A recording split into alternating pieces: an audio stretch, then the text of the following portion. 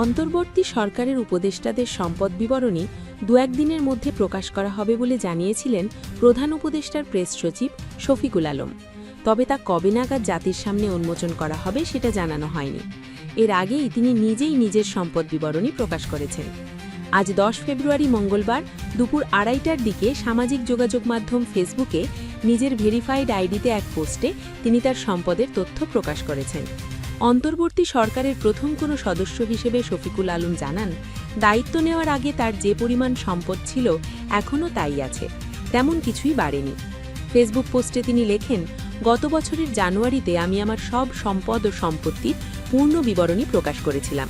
আমি ঘোষণা দিয়েছিলাম যে ঢাকার শাহিনবাগে আমার একটি ফ্ল্যাট আছে এবং দনিয়াতে আমার বাবার কাছ থেকে উত্তরাধিকার সূত্রে পাওয়া আরেকটি ফ্ল্যাট আছে। আমার এবং আমার স্ত্রী উভয়েরই ময়মনসিংহে একটি করে অ্যাপার্টমেন্ট আছে। তিনি আরও লেখেন, আমি আরও প্রকাশ করেছিলাম যে একটি রাষ্ট্রায়ত্ত ব্যাংকে আমার একটিমাত্র ব্যাংক অ্যাকাউন্ট আছে, যেখানে 1,14,00,000 টাকা জমা ছিল।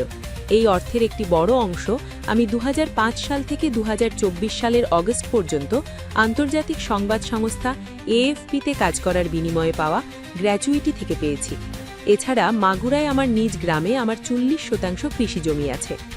শেষ অফিসের ঘোষণা দিয়ে শফিকুল আলম লেখেন, আজ হয়তো আমার শেষ কর্মদিবস।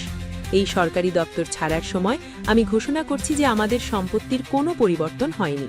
আমার 3টি ফ্ল্যাট, আমার স্ত্রীর একটি ফ্ল্যাট এবং আমার কৃষি জমির পরিমাণ আগের মতোই আছে। তিনি পোস্টে উল্লেখ করেন, ব্যাংকে জমার ক্ষেত্রে সামান্য পরিবর্তন এসেছে।